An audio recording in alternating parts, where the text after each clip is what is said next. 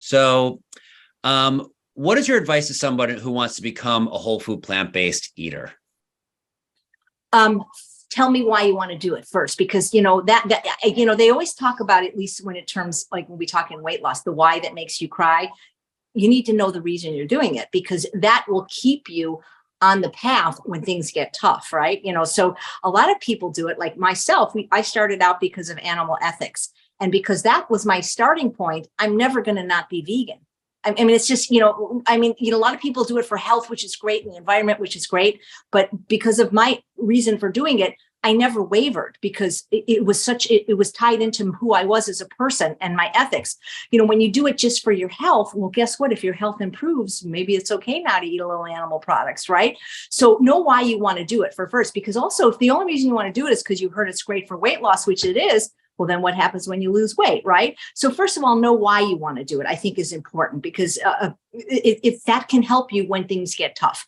But also what I would suggest to people, unless you're like facing an immediate like diagnosis, like you've got to go on insulin or dialysis or something, most people tend to do better if they take it a little bit slower.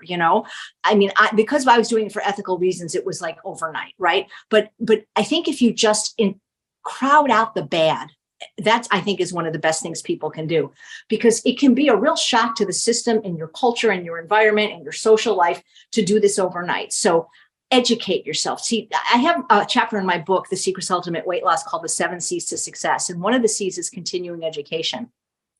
I like people to learn as much as they can about this subject. And the Real Truth About Health conference is perfect for that, because you cover everything. You cover the ethical aspect, you cover the health, you cover the environment.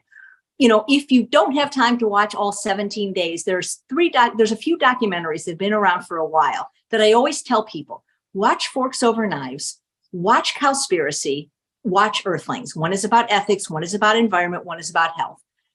Usually one of those three things will resonate with people. And then that can kind of propel them to know what their why is and why they want to do this. They want a planet for their grandchildren, for example. They want to get off their heart or diabetes medicine. They really don't want to contribute to animal suffering. So those can be really helpful.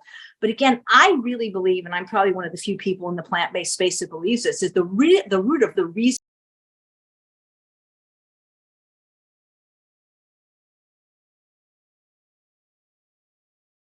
He says, well, it's not an addiction. It's not like heroin. Yeah, I get it. It's not like that. But there's so many people that want to make the change that can't. So what is standing in their way? These foods, these pleasure trap foods, whether it's cheese, whatever it is, draws them back in. So instead of just saying, well, you know what, I saw Chef AJ and I'm going to do this for the rest of my life. No, do an experiment. Give yourself a period. Like Dr. Barnard does I forget what it's called, the 21-day, whatever it's called, the wonderful thing he does. Give yourself a period. Like Lent, for example, is 40 days. A lot of people do difficult things. I've known people that have stopped smoking during that period, or drinking, or whatever, eating chocolate, or, not having alcohol. Half a Lent, 3 weeks, 21 days. And just say, I'm just going to do an experiment, and I'm going to see how I feel doing this. And instead of taking everything out necessarily, start adding things in. One of the best things you can do is just start adding more plant food to your diet. You don't have to change everything overnight at every meal, but you can start with just breakfast. I don't know what you're having for breakfast now, but let's say you're having an Egg McMuffin. Could you, for 21 days, have oatmeal and fruit? Could you have a green smoothie? Start making small changes, because small changes, when done incrementally over time, can lead to sustainable changes long term. Now, for people that have to go faster because maybe they have a life-threatening illness, you can go to a place like the True North Health Center, do a water fast, drink the Kool-Aid, get really educated why you have to do this more quickly. But for the rest of us mere mortals, we usually have a little bit more time where we can learn some of these cooking skills. And I would really suggest you get some kind of support. So like joining the Real Truth About Health Club is one way to get support. But also, if you can, in-person support. Now that the pandemic is pretty much over, there are people meeting in person again. So there's a wonderful organization. It's free to join, meetup.com. I've been a meetup organizer ever since Meetup began, and I host potlucks in whatever community I live in. And you can make the description as specific as you want. It could be like people that don't eat oil, sugar, salt. It could be just general vegan, but you don't have to become an organizer and pay any money to join Meetup. You can just put in your zip code, how many miles you're willing to travel, what your interests are. So for example, it might be, vegan. It might be, I don't know, hiking with dogs. And I've met some of the most wonderful people through these meetup groups that are friends for life now. So having some kind of in-person support, I think is important now that the pandemic's over, because also tasting the food, when you can taste the food and see how good it is. So those are things I would do, but you don't have to go vegan overnight. Know your why, make some small sustainable changes, do your best, bless the rest, but look for ways to add more plants to every single meal, especially, fruits and vegetables. Most people don't really struggle with eating rice, beans, and potatoes, let's face it, but getting the produce in people, not even so much the fruit, but getting people to eat vegetables, I think is difficult unless you eat them like this, and then they taste like candy. I swear they really do. But, you'll meet some really cool people in the plant-based space. I'll tell you that. Going to conferences now in person. Summerfest is coming up. The Plantrition Conference. So your conference used to be in person. So get connected to people, and because plant-based people are pretty awesome, if you ask me. I definitely agree. So you actually dropped some very interesting names: Neil Bernard, Dr. McDougall, as well as you said True North, which is Alan Goldhammer and the Pleasure Trap. So you've been doing your podcast. You've had hundreds of guests, I'm assuming. 1,510. 1,510, but who's counting? Okay. Yeah. And what are some common themes that you find between all these experts that you speak to? Well, one of the things I think they all share in common is that they really believe that food has a profound effect on health. That's not something that any of them were taught in medical school. Both my brothers are doctors. They didn't have any nutrition and training. They really believe that at the end of the day, yes, of course, there's a very small amount of people that have some genetic abnormalities. There's accidents, of course, but for the most part, something like 90% of the diseases that most people suffer from are diseases of affluence, diseases of lifestyle, diseases of the knife and fork. And if you created it with food, you can fix it with food. And I think they all, even though some say nuts, no nuts, we can argue about that little minutia all day. But the idea is that whole plant food, preferably without oil, or limiting the sugar and salt, just eating food as it came in nature, unprocessed food, I think they all agree is the best for human health, animal health, and the environment. I haven't seen that changing in any of them in all the years I've been doing this.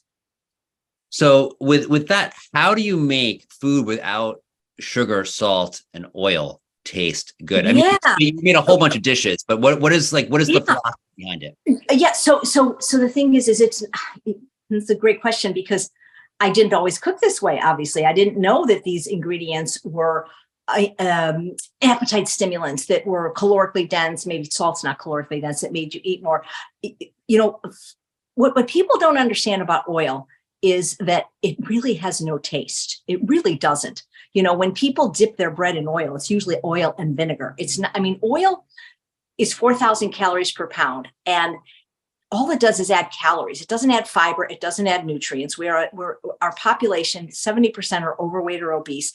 And then not only does oil not add flavor to the food, it actually takes away, because what it does is it coats the taste buds of your tongue so that now you have to use so much salt just to taste it. And the cleanup, when you stop using oil, you not only save calories, you not only save your arteries, but you save so much time on cleanup. Because I used to work at a restaurant. I can tell you how hard it was to clean things that have had oil in them. So the oil itself, it doesn't add the flavor. It's like a conduit for the salt, basically.